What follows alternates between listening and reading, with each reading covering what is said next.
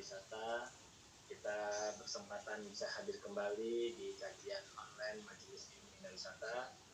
Insya Allah hari ini akan dibawakan oleh Pak Ustadz. Mungkin yang baru gabung biar kenal sama Pak Ustadz. Beliau adalah S1 Universitas Al-Azhar Kairo, jurusan Fakultas Usuluddin, jurusan Akidah Filsafat. Dari tahun 2004 sampai sekarang masih aktif di dunia dakwah dan pendidikan ya Pak Ustadz ya.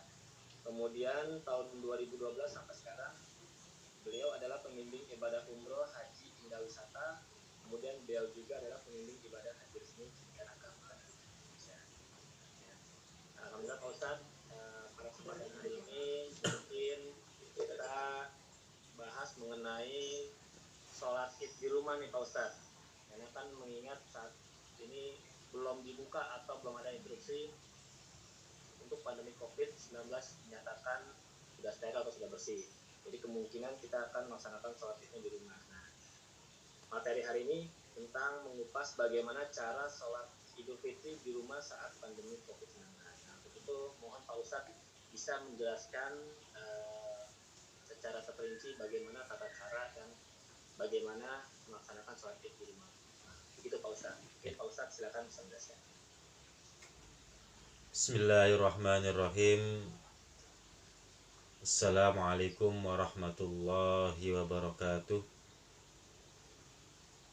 Alhamdulillah, wassalatu wassalamu ala rasulillah wa ala alihi wa sahbihi wa mawalah. Rabbi shrah li sadri wa yassir li amri wahlul 'uqdatan min lisani yafqahu qauli. Bapak Ibu jamaah Majelis Ilmu Indah Wisata yang insya Allah dimuliakan Allah Subhanahu wa Ta'ala, puji syukur kita ucapkan alhamdulillahirabbil alamin atas nikmat yang Allah berikan kepada kita sehingga kita masih bisa beraktivitas, terutama dalam rangka meningkatkan ibadah kepada Allah Subhanahu wa Ta'ala. Kita ucapkan assalatu wassalamu ala rasulillah wa ala alihi wa ashabihi ajma'in, kepada baginda Rasulullah sallallahu alaihi wasallam. Mudah-mudahan kita kelak akan mendapatkan syafaat beliau. Amin ya rabbal alamin. Bapak Ibu yang dimuliakan Allah Subhanahu wa Ta'ala, pada kesempatan pagi hari ini insya Allah kita akan membahas dan mendiskusikan tentang seputar sholat Idul Fitri, di mana sekarang ini sedang ramai, sedang viral kajian-kajian tentang melaksanakan sholat Idul Fitri di rumah. Sebetulnya ini bukan materi baru ya. Bertahun-tahun yang lalu di zaman para sahabat, tabi'in ya, dan ulama-ulama kita, hal ini sebetulnya sudah dijelaskan solusi-solusi yang diberikan, hukum-hukum yang dikeluarkan. Cuma karena sekarang ini momennya memang pas, makanya kajian seperti ini menjadi ramai diperbincangkan. Bapak Ibu yang dimuliakan Allah Subhanahu wa Ta'ala, sebelum saya memasuki ke teknis sholat Idul Fitri beserta dengan khutbahnya, ada beberapa prolog, catatan yang perlu kita ketahui sedikit ya, sebagai bahan pengetahuan ataupun pengalaman buat kita. Yang pertama, Idul Fitri itu berasal dari dua kata, Id dan Al-Fitri. Id itu artinya kembali ya. Ada yang udu, kembali. Kenapa dinamakan Aid? dalam kitab Lisanul Arab ya, sebagai rujukan kosakata bahasa, ini kitab yang sangat fenomenal. Sumiyal aidu aidan li'annahu ya'udu kula sanatin bi farahin mujaddadin. Dinamakan Id sebagai hari raya atau Id karena kembali setiap tahun dengan kegembiraan yang berulang-ulang. Ya, biasanya orang yang melaksanakan atau merayakan Id ini karena memang berulang-ulang setiap tahun dilaksanakan. Atau juga bisa bermakna adah atau kebiasaan. Ada pepatah Arab mengatakan tarkul adah adawah, meninggalkan tradisi atau kebiasaan akan menimbulkan permusuhan. Itu makna dari Id. Sementara makna fitri itu juga ada dua akar kata. Yang pertama adalah al-futur, artinya berbuka, di mana sebelumnya kita berpuasa, maka di Idul Fitri ya, itu kita merayakan tidak berbuka, tidak berpuasa, merayakan dengan berbuka. Dari Abu Hurairah radhiyallahu anhu, Rasulullah sallallahu alaihi wasallam bersabda, as-saumu yauma tasumun wal fitru yauma tuftirun. Hari mulai berpuasa itu 1 Ramadan adalah hari di mana kalian semua berpuasa, dan hari berbuka atau hari 1 Syawal adalah hari di mana kalian semua berbuka. Atau fitri ini juga asal katanya adalah al-fitrah, ya, kembali ke asal, kembali kepada kefitrahan, di mana fitrah manusia adalah cenderung kepada Allah Subhanahu wa taala. Dalam Al-Qur'an, faqim wajhaka lid-dini hanifa fatarallah allati fitratan nasi 'alaiha la tabdila li khalqillah. Di mana Allah Subhanahu wa taala ketika menciptakan manusia dengan kefitrahannya, yaitu mereka cenderung mendekatkan diri kepada Allah, cenderung taat kepada ketentuan-ketentuan Allah. Bahkan manusia ketika diciptakan, mereka di alam rahim telah berjanji bahwa kami bersaksi akan mengikuti segala perintah-perintah Allah Subhanahu wa taala. Jadi itu makna Idul Fitri. Kalau kita bicara sejarah, Idul Fitri ini pertama kali dilaksanakan ya, sholatnya yaitu pada tahun kedua Hijriah, di mana pada tahun itu juga Allah Subhanahu wa taala memerintahkan, mewajibkan sholat menunaikan zakat. Dan pada tahun 2 Hijriah ini juga momentum yang berbarengan dengan peristiwa kemenangan kaum muslimin dalam perang Badar. Itu kenapa dalam satu riwayat disebutkan bahwa Rasulullah Shallallahu alaihi wasallam ketika melaksanakan sholat Id yang pertama kali itu dalam keadaan sangat letih karena baru saja pulang dari peperangan Badar. Bahkan dalam riwayat tersebut disebutkan sampai-sampai Rasulullah Shallallahu alaihi wasallam ketika melaksanakan atau menunaikan khutbah, beliau sampai bersandar di punggung Bilal bin Rabah. Bapak Ibu jamaah Majelis Ilmu Indah Wisata yang insya Allah dimuliakan Allah Subhanahu wa taala. Sekarang poin berikutnya adalah hukum melaksanakan sholat Idul Fitri. Ada beberapa pendapat di kalangan ulama yang menjelaskan dan menerangkan tentang hukum menunaikan sholat Idul Fitri. Ada yang mengatakan fardu kifayah, di mana kalau sebagian orang melaksanakan maka gugur sebagian yang lain. Ada juga yang mengatakan bahwa sholat Idul Fitri ini adalah fardu ain. Setiap orang wajib melaksanakan. Dan pendapat yang ketiga adalah yang mengatakan bahwa sholat Idul Fitri ini adalah fardu kifayah.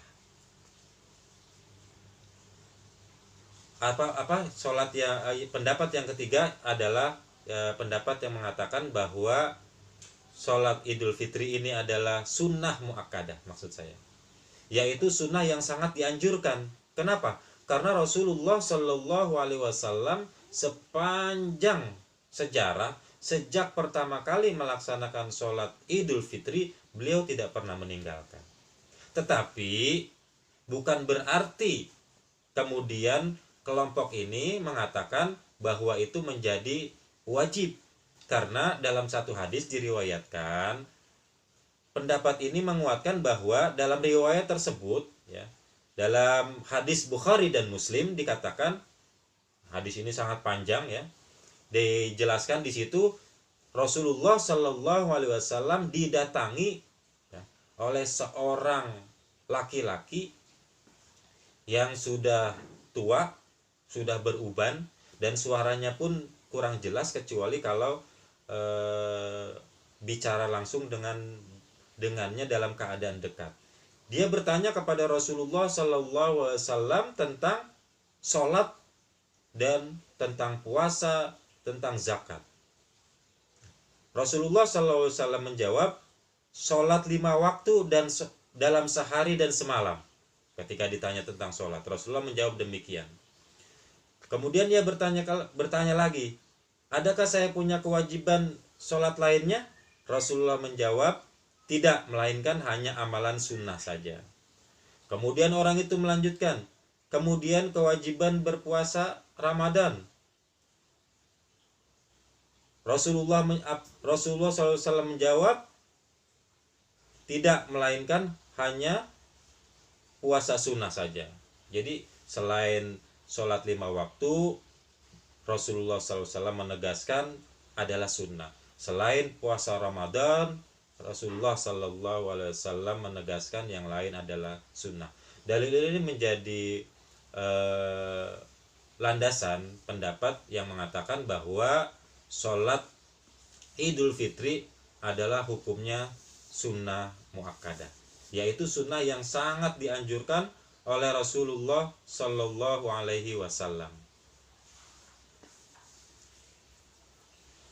Bapak Ibu sekalian yang dimuliakan Allah Subhanahu Wa Taala, untuk selanjutnya kita akan masuk kepada teknis bagaimana tata cara pelaksanaan sholat Idul Fitri dan khutbah dalam kondisi pandemi saat ini, di mana kita dianjurkan dan beberapa masjid juga sudah mengumumkan bahwa meniadakan sholat Idul Fitri di tempat-tempat yang biasa, yaitu di masjid yang sudah mereka tentukan ataupun di lapangan yang biasa mereka laksanakan.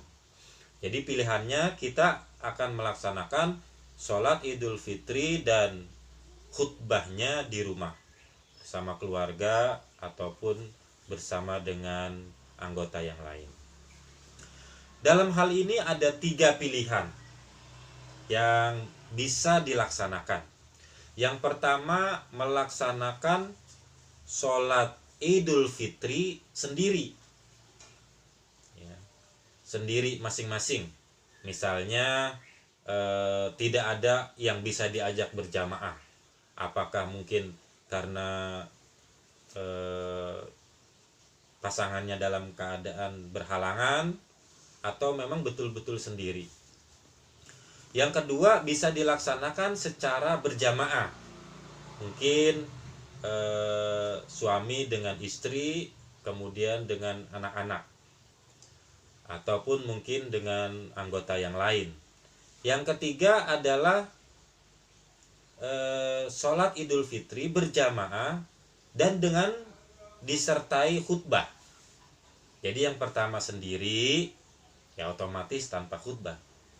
Yang kedua adalah berjamaah tapi tanpa khutbah.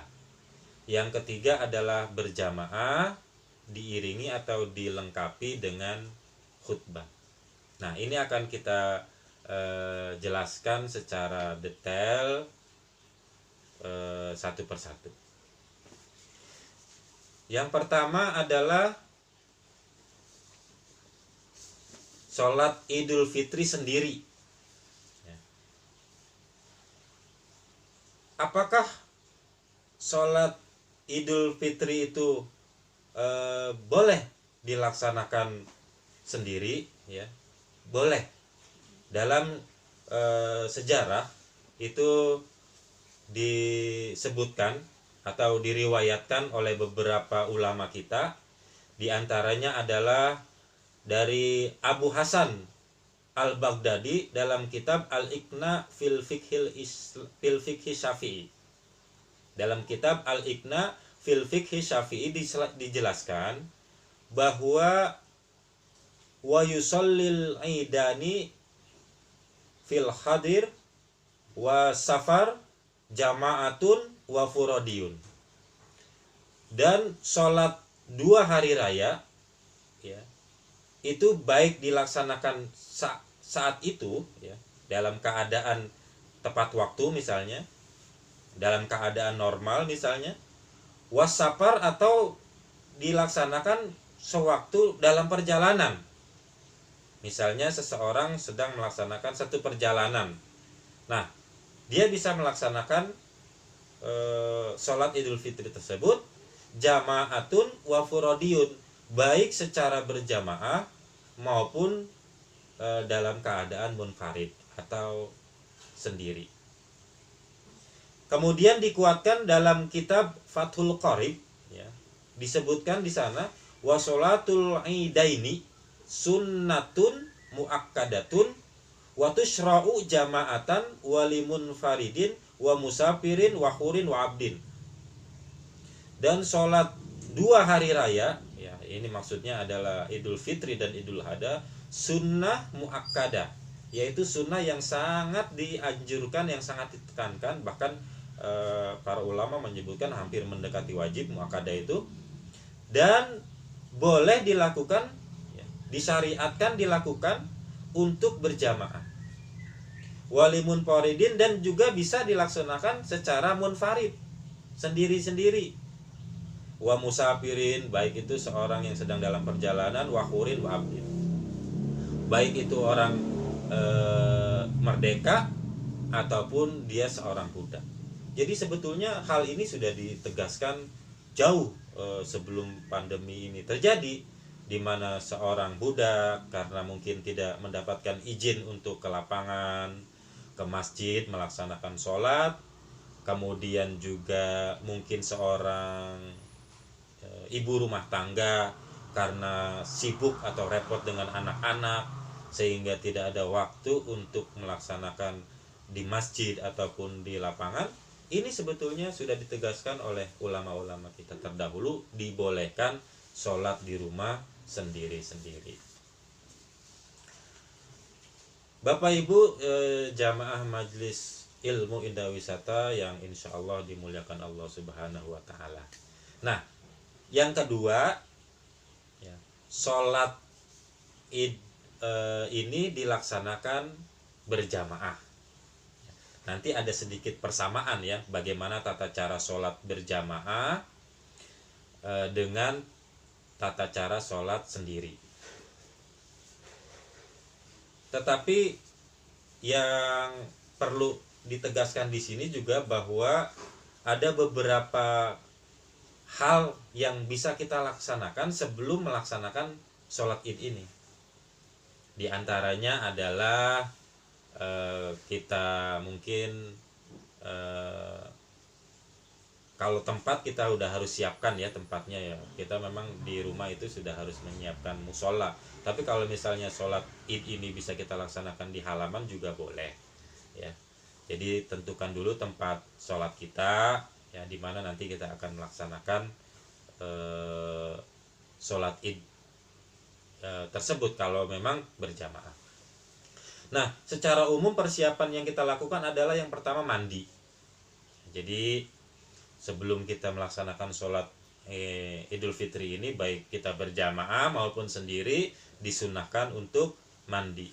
Anna Abdullah bin Umar kana yagtasilu yaumal fitri qabla ayyaghdu ilal musalla.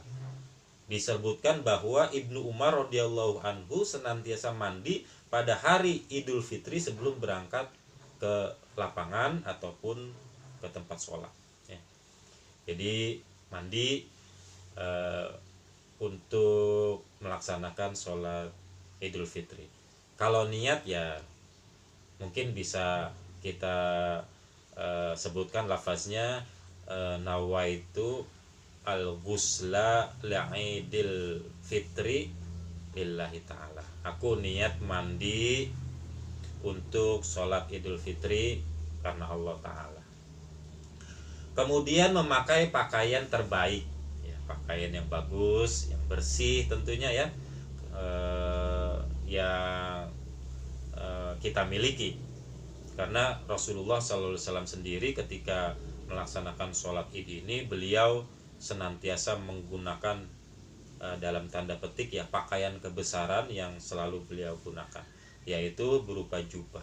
Karena kanat lin Nabi sallallahu alaihi wasallam jubbatun yalbisuha fil aidaini wa yaumal jumu'ah. Jadi Rasulullah itu memiliki jubah yang senantiasa beliau pakai setiap kali akan melaksanakan sholat 2 hari raya atau sholat Jumat. Yang ketiga adalah memakai wangi-wangian ya. Kita memang disunahkan untuk berwangi-wangian ketika kita akan melaksanakan sholat berjamaah ya, baik itu sholat Jumat maupun sholat 2 hari raya ya. Mungkin ada parfum ya yang tidak beralkohol dan biasa kita gunakan, itu dianjurkan. Kemudian yang keempat adalah makan atau sarapan ya. Jadi sebelum kita melaksanakan sholat Idul Fitri ini dianjurkan, disyariatkan atau disunahkan untuk makan terlebih dahulu ya. Dimana dalam satu riwayat Nabi Shallallahu Alaihi Wasallam la yakhruju yaumal fitri hatta yat'amu wala yat'amu yaumal adha hatta yusolli. Jadi Nabi Shallallahu Alaihi Wasallam itu berangkat menuju sholat Idul Fitri ya, makan terlebih dahulu, dan Rasulullah Shallallahu Alaihi Wasallam ketika Idul Adha beliau tidak makan sampai selesai melaksanakan sholat. Jadi kalau Idul Fitri ini makan dulu kemudian berangkat. Berbeda ketika kita akan melaksanakan sholat Idul Adha, jangan makan kecuali setelah melaksanakan sholat Id.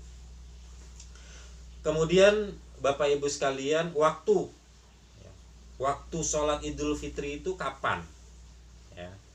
Waktu sholat Idul Fitri itu pagi ya, seperti waktu duha. Dimulai dari terbit matahari sampai waktu zawal atau tergelincirnya matahari di waktu zuhur. Tapi lebih utama tentunya kita laksanakan di awal waktu saat matahari sudah mulai terbit. Itu kenapa kalau di Arab Saudi ya, kita melaksanakan sholat Id itu berangkatnya adalah sholat subuh ya. Jadi kalau berangkatnya dari rumah setelah sholat subuh, kita akan ketinggalan banyak karena jamaah biasanya habis sholat subuh kemudian takbir, menjelang terbit matahari langsung dimulai sholat Id.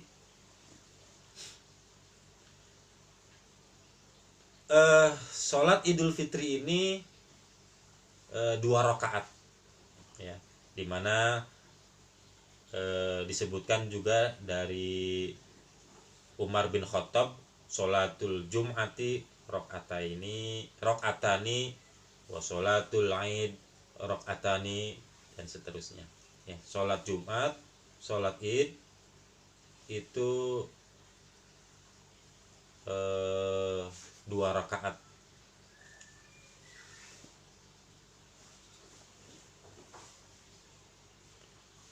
Bapak Ibu sekalian yang dimuliakan Allah Subhanahu wa taala, ini suara saya sudah terdengar jelas.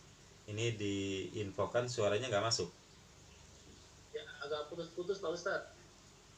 Nah, bisa geser dikit mungkin sinyalnya. Iya. Silakan Pak Ustadz. Oke, saya lanjutkan. Jadi sholat Id ini 2 rakaat, ya, seperti yang disebutkan tadi. Kemudian sholat Id ini tidak ada azan dan iqomah, ya, mungkin berbeda, ya, jangan disamakan dengan sholat Jumat. Sholat Id ini cukup ketika akan dilaksanakan, baik itu Bilal mungkin, anak kita mungkin, atau imam kita sendiri mungkin, itu mengucapkan as-sholat shollu li'idil fitri jamaatan, ya, atau as-sholatu jami'ata rahimakumullah.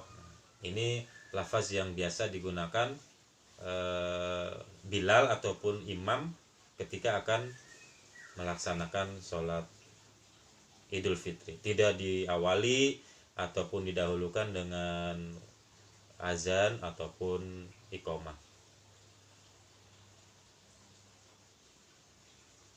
Dimana disebutkan di sini dalil yang menguatkan hal itu adalah dari Jabir, di mana Rasulullah Shallallahu Alaihi Wasallam beberapa kali melaksanakan sholat Id tanpa ada azan dan iqomah. Sholaitu ma'a Rasulillahi sallallahu alaihi wasallam ghaira marratin wala marrataini bi ghairi azanin wala iqomatin. Ya, aku sholat bukan hanya sekali, bukan hanya 2 kali dengan Rasulullah sallallahu alaihi wasallam, tidak ada azan dan iqomah di sana. Hadis riwayat Bukhari dan Muslim. Nah, Bapak Ibu sekalian yang dimuliakan Allah Subhanahu wa taala, kita akan masuk kepada tata cara sholat Id. Yang pertama, niat, ya. Dimana niat ini memang tidak bisa ditinggalkan dalam sholat, ya. Kalau kita menjadi imam, ya, berarti niatnya usolli sunnata li'idil fitri rakaataini makmuman lillahi ta'ala. Nah, ini misalnya seorang suami, ya, atau mungkin seorang imam, baik itu mungkin anak laki-laki, ya, niatnya seperti itu. Kalau misalnya kita menjadi makmum, ya tinggal ganti saja, ya, usolli sunnatal li'idil fitri rakaataini makmuman lillahi ta'ala. Kemudian setelah itu takbiratul ihram, Allahu Akbar. Disunahkan setelah takbiratul ihram membaca doa iftitah. Karena dalam satu riwayat disebutkan doa iftitah ini disunahkan dibaca bukan hanya pada sholat fardu, tapi juga pada sholat sunnah. Kemudian setelah itu bertakbir, ya. Nah, ini mungkin takbir tambahan yang tidak ada pada sholat lain seperti sholat Jumat, ya, ataupun sholat fardu, yaitu membaca Allahu Akbar atau melafazkan kalimat takbir Allahu Akbar. Rakaat pertama ini sebanyak 7 kali, ya. Setelah kita takbiratul ihram, Allahu Akbar, membaca doa iftitah, ya. Berbagai versi itu banyak, ya. Kemudian setelah itu takbir ziyadah, takbir tambahan untuk sholat Idul Fitri ini, Allahu Akbar. sebanyak 7 kali. Dan di antara takbir-takbir itu disunahkan untuk membaca subhanallah walhamdulillah wala ilaha illallah wallahu akbar, dimana ini menjadi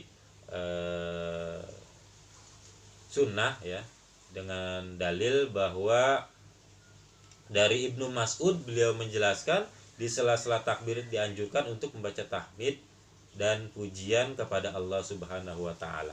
Hadis riwayat Baihaqi. Baina kull takbirataini hamdan lillahi wa sana'an 'alallah. Di antara takbir-takbir itu disunahkan membaca hamdalah atau alhamdulillah atau pujian-pujian kepada Allah Subhanahu wa taala. Dan ulama-ulama kita menyimpulkan lafaznya adalah subhanallah walhamdulillah wala ilaha illallah wallahu akbar sampai 7 kali, kemudian membaca Al-Fatihah, kemudian ruku dan seterusnya seperti biasa sampai duduk antara dua sujud. Kemudian berdiri masuk ke rakaat kedua ya. Sama dianjurkan untuk bertakbir lagi. Nah, yang kedua ini ya, jumlahnya ada 5 kali ya, Allahu Akbar, kemudian membaca subhanallah walhamdulillah wala ilaha illallah, takbir lagi sampai 5 kali.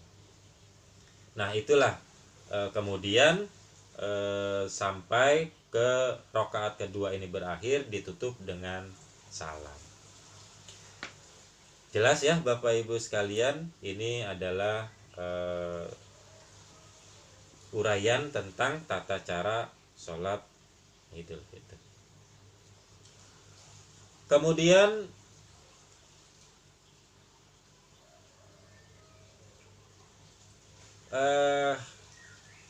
pilihan yang ketiga tadi ya, di mana sholat Idul Fitri ini dilengkapi dengan khutbah ya, dengan khutbah mungkin suami, mungkin siapa yang di rumah yang dipercaya, mungkin juga anak laki-laki, silakan ya untuk menjadi khatib ketika sholat Id ini dilaksanakan secara berjamaah. Hal yang perlu diperhatikan ya, ketika menjadi seorang khatib ya, khatib Idul Fitri khususnya, yang pertama adalah dilaksanakan setelah sholat pastinya ya, karena di dalam hadis disebutkan fakulluhum kanu yusholuna qabla al-khutbah ya, jadi sholatnya sebelum khutbah, berarti khutbahnya setelah sholat. Kemudian yang kedua, misalnya khatibnya berdiri menghadap jamaah, jadi nanti bapak ya atau yang lain yang menjadi khatib berdirinya menghadap jamaah, jangan ke samping ataupun ke belakang mungkin ya, itu tidak disyariatkan. Kemudian disunahkan untuk berkhutbah di tempat yang agak tinggi ya, mungkin nanti bapak ataupun khatib bisa memilih tempat yang agak tinggi sedikit ya. Mungkin bisa dengan alas apa gitu ya, yang jelas lebih tinggi dari posisi jamaah. Kemudian khutbahnya dimulai dengan membaca tahmid, misalnya alhamdulillahirabbil alamin. Kemudian juga kalau misalnya ada tausiah disesuaikan dengan kondisi saat ini. Kemudian juga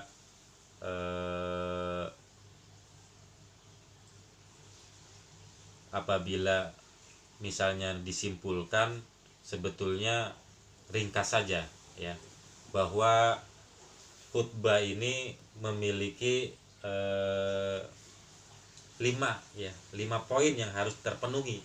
Kalau misalnya bapak ataupun khatib kebingungan ya, nggak bisa, mungkin mengalami kesulitan ya, yang jelas 5 ini bisa terwakili. Yang pertama, kita mengucap alhamdulillah, misalnya kalimat alhamdulillahirabbil alamin ya, atau misalnya hamdan lillah, atau misalnya nahbaduhu wa nasta'inuhu dan seterusnya. Ini lafaz-lafaz yang bisa kita pakai mewakili syarat ya, khutbah itu harus mengucap hamdalah ataupun pujian kepada Allah Subhanahu wa taala.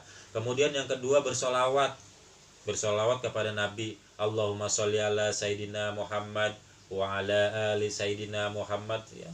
Ataupun kita lengkapi dengan kama sholaita dan seterusnya dan seterusnya.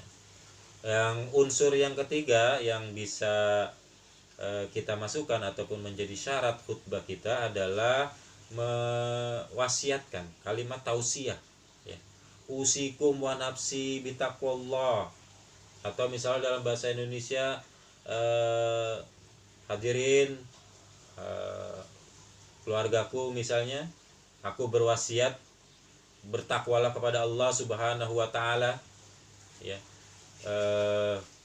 Bekalilah kehidupan kita dengan takwa untuk menghadapi kehidupan akhirat nanti dan seterusnya, atau redaksi-redaksi yang lain yang bisa kita gunakan untuk mewakili tausiah tadi. Yang kemudian adalah membaca ayat-ayat suci Al-Qur'an ya. Ya ayyuhalladzina amanu taqullaha haqqa tuqatih wa la tamutunna illa wa antum muslimun.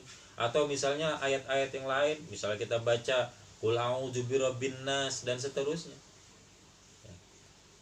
Yang terakhir adalah doa ya. Doanya biasanya kita ucapkan nanti pada saat khutbah yang kedua ya, di mana khutbah ini adalah 2 kali ya. Khutbah yang pertama kemudian duduk istirahat, baru nanti akan dilaksanakan dengan khutbah yang kedua. Nah, dalam khutbah yang kedua inilah nanti kita sisipkan doa kepada kaum muslimin. Allahumma gfir lil muslimina wal muslimat wal mu'minina wal mu'minat, atau misalnya kita persingkat saja langsung dengan Rabbana atina fid dunya hasanah dan seterusnya. Jadi mudah saja, ringkas saja, simpel saja. Kalau memang kita mau mengadakan sholat Idul Fitri di rumah ini berjamaah ditambah dengan adanya khutbah. Kemudian pertanyaannya, kalau misalnya berjamaah berapa orang? Ya. Apakah sekian orang? Ya. Ada beberapa pendapat di kalangan ulama ya, yang menyebutkan jumlah syarat jamaah sholat Idul Fitri. Ada yang mengatakan dan mengkiaskan dengan sholat Jumat dan seterusnya. Ada juga yang berpendapat lain. Banyak sekali pendapat-pendapatnya. Yang mengatakan 40, yang mengatakan 30, yang mengatakan 12, bahkan ada yang mengatakan 4 syaratnya. Tapi ada pendapat juga yang mengatakan ya, cukup dengan 2 orang. Dalam kitab Fathul Mu'in halaman 33 disebutkan, ma tusannu fihil jama'atu wa huwa sholatul aidaini. Dianjurkan untuk berjamaah. Nah, ini dalil di mana sholat Idul Fitri ini bisa dikerjakan secara munfarid, karena mengerjakan secara berjamaah itu adalah tusannu, dianjurkan, disunnahkan. Kemudian dalam kitab I'anatut Thalibin juz 2 halaman 3 disebutkan wa aqalluha ay al jamaah, dan sepaling-paling sedikitnya dalam berjamaah imamun wa makmumun, 1 orang imam dan 1 orang makmum. Wa hadza ma'khudun min qauli sallallahu alaihi wasallam al jama'atu imamun wa makmumun. Hal ini diambil dari perkataannya Rasulullah sallallahu alaihi wasallam, jamaah itu 1 orang imam dan 1 orang makmum. Ai sawaun kana rajulun ma'a waladihi au jauzatihi. sama apakah seorang suami itu ya menjadi imam ya, dari anak laki-lakinya atau istrinya. Jadi bisa dilaksanakan hanya dengan berdua, satu orang imam dan satu orang makmum. Seorang suami mungkin makmumnya istrinya atau makmumnya anak laki-lakinya. Kemudian kalau misalnya khutbah Idul Fitri ini ditiadakan, itu boleh-boleh saja ya, karena disebutkan dalam kitab Nihayatuz Zain halaman 109, Imam Nawawi Al-Bantani menyebutkan bahwa wa yusannu lil iman ayyaktuba bi khutbataini lil jamaati dunal munfaridi ba'dahuma ay ba'da salam min sholatil aidaini. Ya, disunahkan untuk berkhutbah dengan dua khutbah ketika akan melaksanakan sholat Idul Fitri secara berjamaah. Jadi sunnah saja, boleh kita tinggalkan dan kita tiadakan khutbah Idul Fitri tersebut ya, dimana ba'dahuma ay ba'da sholat, dimana khutbah ini dilaksanakan setelah melaksanakan sholat dua hari raya atau dua sholat Aid. Di dalam kitab Bushrul Karim ya, Syekh Said Al-Khadrami dalam halaman 426 menyebutkan wa khotoba nadban, dan berkhutbahnya itu dianjurkan ya, disunahkan. Jadi nggak ada kewajiban melaksanakan khutbah saat sholat Idul Fitri. Kemudian ada pengecualian sedikit ya dalam sholat Idul Fitri ini, khutbahnya bisa dalam keadaan duduk walaupun memungkinkan untuk berdiri. Dalam kitab Raudhatul Thalibin disebutkan lakin yajuzuhuna ya, akan tetapi boleh di sini ya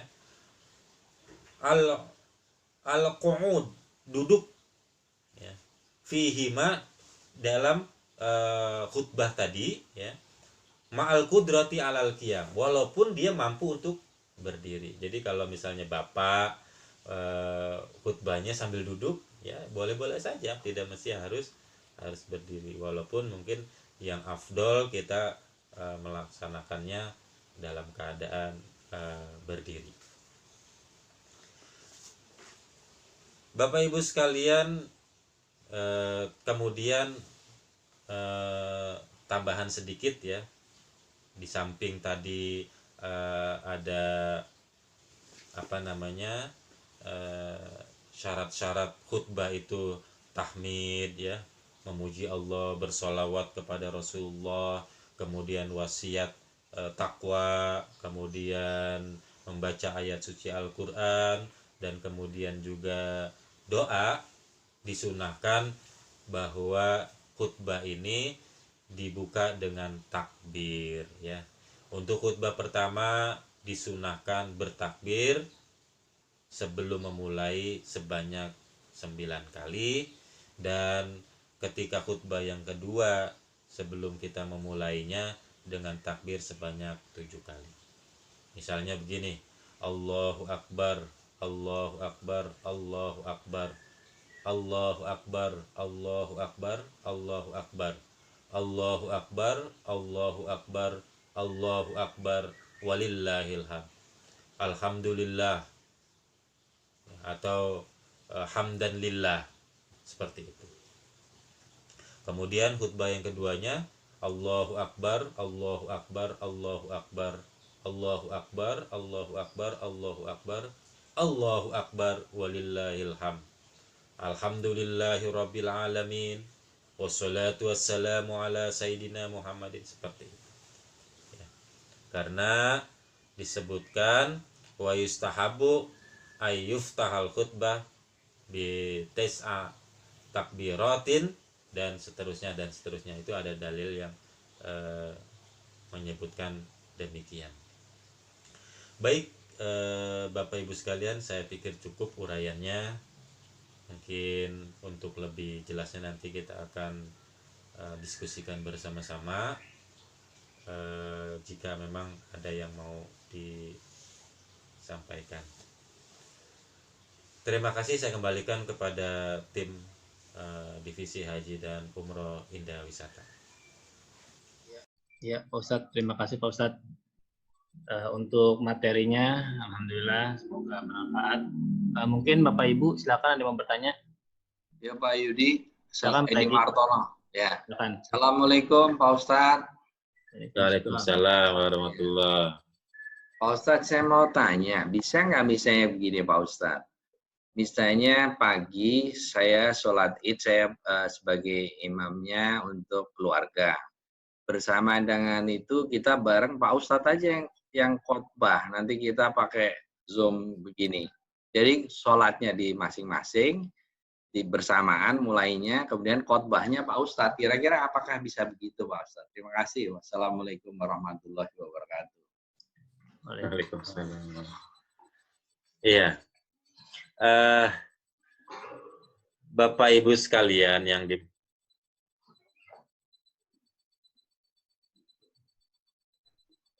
Halo, Pak Ustadz. Iya. Silakan. Baik.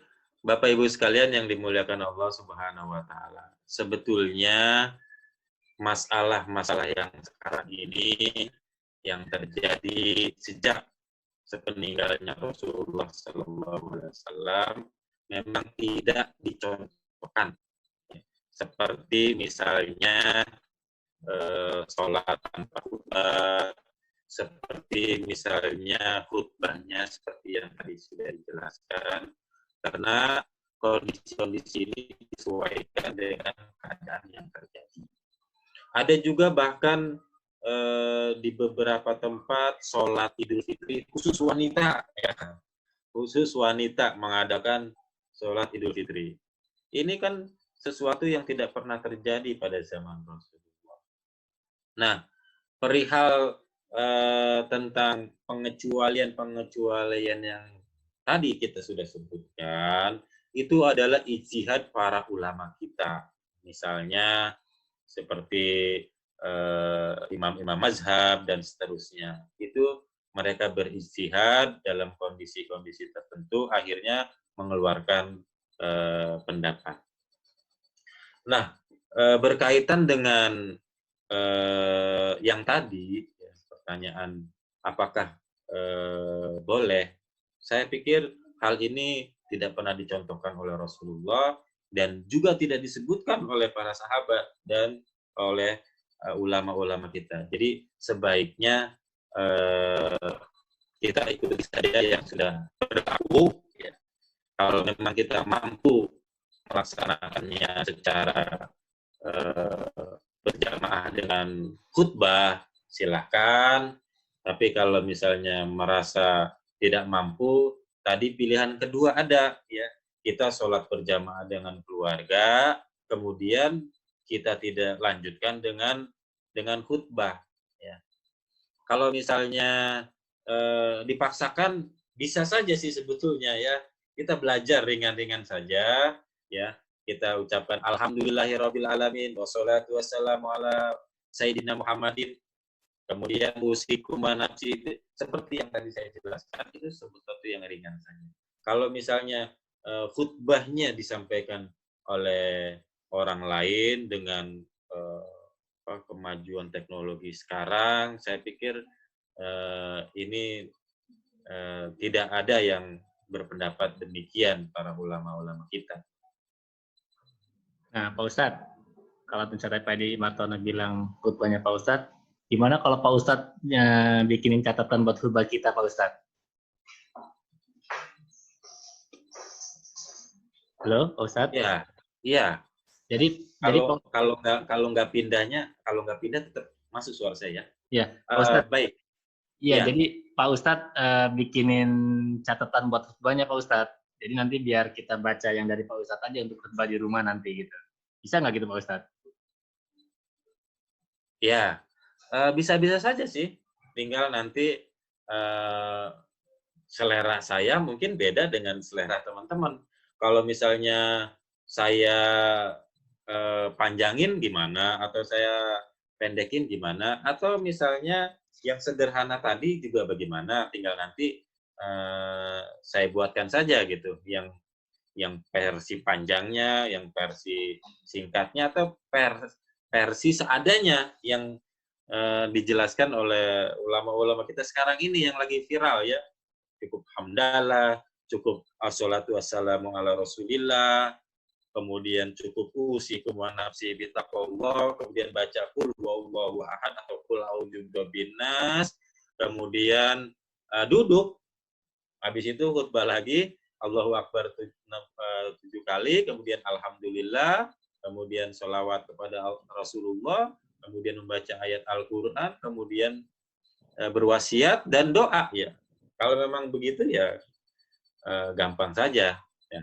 Jadi terserah teman-teman. Kalau misalnya versinya panjang, misalnya seperti yang idealnya tadi, harus sesuai dengan kekinian, temanya, kemudian pembukaannya juga panjang juga nggak masalah. Iya Pak Ustadz, terima kasih Pak Ustadz. Ya. Lumayan buat pegangan di rumah Pak Ustadz nanti. Baik, silakan Bapak Ibu yang mau bertanya, kami persilakan.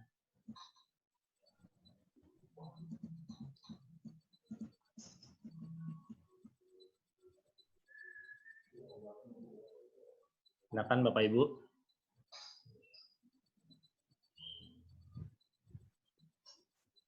Pak Edi Suparmin, silakan Pak Jadi. Assalamualaikum warahmatullahi wabarakatuh. Saya cuma mau tanya, kalau masalah jamnya itu tertentu ya Pak ya? Atau bisa ada rentang sampai jam berapa pengerjaan? Itu saja Pak Ustadz. Assalamualaikum warahmatullahi wabarakatuh. Mengenai waktu pelaksananya Pak Ustadz, mungkin ada jam-jam tertentu kah atau harus pas jam segini gitu Pak Ustadz? Silakan. Iya, sholat Idul Fitri itu dimulai sejak terbitnya matahari. Ya, cuma memang kadang-kadang ada beberapa jamaah yang berbeda-beda melaksanakannya. Ada yang langsung terbit dimulai. Ya. As-sholatu jami'ata rahimakumullah. Atau misalnya shollu sholatan li'idil fitri, itu udah seruan untuk sholat dimulai. Ada juga mungkin yang agak ditunggu sedikit, ya mungkin agak panas sedikit dimulainya sholat Idul Fitri. Ada juga yang mungkin karena kondisi tertentu,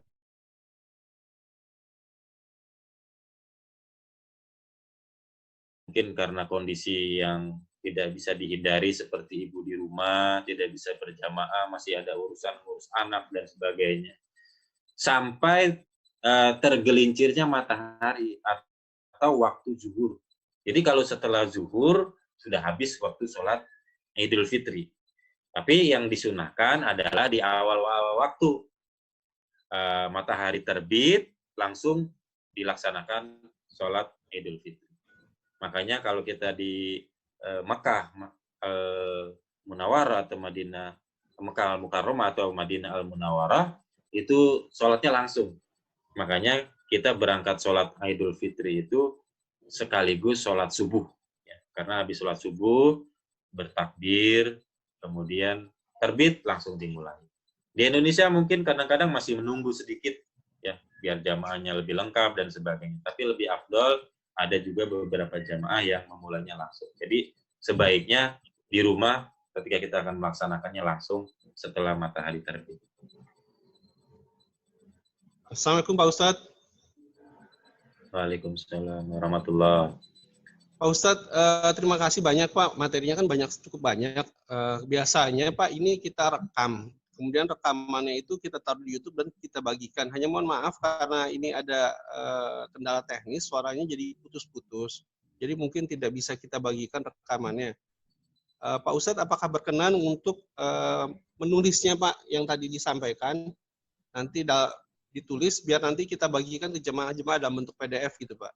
Mulai kan tadi Bapak terangkan mulai dari yang caranya sendiri, berjemaah tanpa khutbah, berjamaah dengan khutbah, kemudian tata cara khutbah apa, mungkin kalau bisa dikasih khutbah, contekan khutbahnya juga gitu loh Pak. Jadi kalau memang bisa nanti kita coba bagikan gitu Pak ke jemaah. Karena biasanya mereka tuh nonton ulang YouTube-nya, tapi mohon maaf karena kendala sambungan teknis, suaranya terputus-putus, jadi tidak mungkin kita naikkan ke dalam YouTube. Terima kasih Pak Ustadz. Assalamualaikum warahmatullahi wabarakatuh. Waalaikumsalam warahmatullahi baik ya, Bapak Ibu jamaah sekalian, saya mohon maaf sebelumnya karena mungkin kendala sinyal di sini mungkin kalian di rumah saya, jadi suaranya kurang jelas. Dan untuk permintaan tadi, insya Allah saya akan penuhi dan saya akan siapkan dalam beberapa waktu ini. Nanti kalau sudah siap, sudah lengkap ya. Nanti karena ini kan baru oretan-oretan dalil saja, tapi untuk redaksinya kan harus saya susun dulu. Nanti kalau sudah siap saya akan kirim, bisa di-share nanti kepada para jamaah. Baik, Pak Ustadz.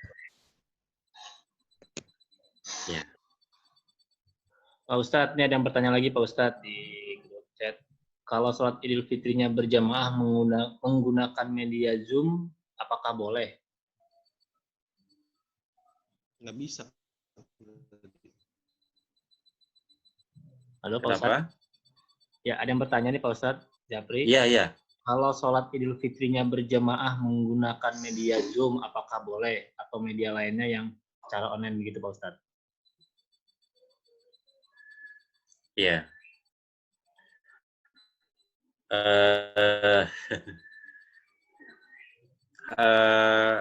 Sebetulnya ini aneh ya, karena kita sudah menyiapkan pilihan-pilihannya, sudah menyiapkan ini pertanyaan, itu tidak boleh. Karena syarat berjamaah itu harus nyambung dan itu terlihat. Ya. Seperti misalnya kita sholat di Masjidil Haram, itu kadang-kadang kita sholat di hotel ya, atau di mallnya di bawah, itu masih boleh karena masih nyambung, masih terlihat. Di depan kita bisa melihat orang yang di depan kita, di mana orang yang di depan kita melihat ke depan lagi sampai ke imam. Tapi sementara untuk Zoom ini kan terlihatnya tidak langsung. Ya. Itu yang mungkin menjadi bedaan ya. Tapi kalau misalnya ditanya boleh atau tidak, saya mungkin lebih cenderung janganlah kita lakukan seperti itu, karena tidak dicontohkan oleh Rasulullah, oleh para sahabat, bahkan oleh imam-imam mazhab kita. Dan ulama-ulama kontemporer juga belum ada pendapat yang membolehkan ya, ataupun menjelaskan tentang hal ini. Ini mungkin sama ya Pak Ustadz, hukumnya dengan sholat berjamaah dari kamar hotel di Masjidil Haram kalau lagi hajian ya Pak Ustadz. Nggak boleh maksudnya. Iya, nggak boleh. Kecuali memang jamaah itu terlihat gitu. Kayak misalnya di lantai 2 ya, dengan imamnya di lantai 1, itu kan walaupun terpisah tapi masih terlihat, yang di atas bisa melihat yang ke bawah. Itu kenapa musola yang ada di hotel itu terlihat langsung ke jamaah yang ada di bawahnya. Tapi kalau misalnya sampai tidak terlihat sama sekali, apalagi dengan fasilitas teknologi, saya pikir tidak bisa kita laksanakan. Ya Pak Ustadz, terima kasih Pak Ustadz. Belum lagi kan berkaitan dengan suara ya, berkaitan dengan suaranya harus terdengar langsung suara imam ya. Iya, betul. Iya, silakan. Wallahu a'lam. Takutnya Pak Ustadz udah ruku, kita masih berdiri aja Pak Ustadz ya. Baik, Bapak Ibu, silakan. Kalau ada yang ingin bertanya kembali, kami persilakan. Masih ada waktu untuk 1-2 pertanyaan. Nanti insya Allah tadi Pak Ustadz sudah infokan bahwa nanti materi Pak Ustadz akan disiapkan dan akan dibagikan ke jamaah. Nanti saya taruh nomor WA saya di sini biar Bapak dan Ibu bisa WA untuk minta materinya. Silakan Bapak dan Ibu.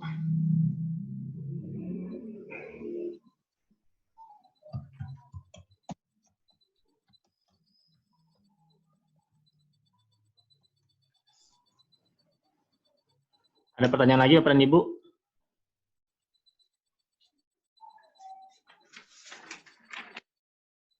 Baik, mungkin Pak Ustadz, kalau tidak ada pertanyaan, kita sudahi untuk materi kajian pada pagi hari ini Pak Ustadz.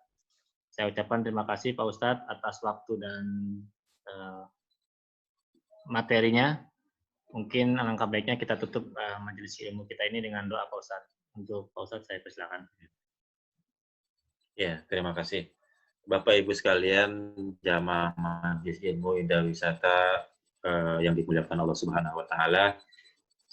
Singkat saja saya simpulkan di sini, kalau misalnya kita ingin melaksanakan sholat Idul Fitri ini sendiri, silahkan saja, dibolehkan kita ingin melaksanakan berjamaah bersama dengan keluarga, bisa saja kita laksanakan dengan berjamaah.